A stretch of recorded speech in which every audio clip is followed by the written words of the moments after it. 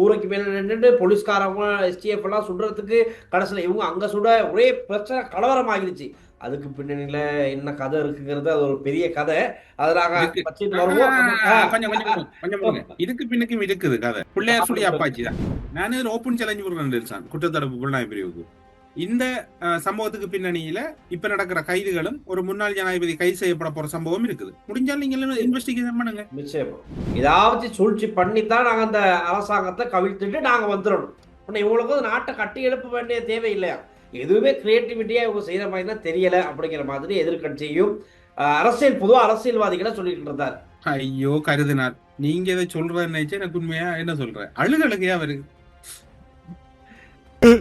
ஆஸ்காரோட வாங்க போறேன் இப்படி நடிக்கிற. உங்களை நாங்கள் மதிக்கிறோம், ஆனால் நீங்கள் ஒரு இலங்கையில் இருக்கக்கூடிய எதிர்கட்சி அரசியல்வாதிகளுக்கு இணையானோரா. நீங்க கத்தோலிக்க மதத்துக்கு தலைவர் என்று மட்டும் வெளியில சொல்லிடுறாங்க, அது வெக்கக்கேடு.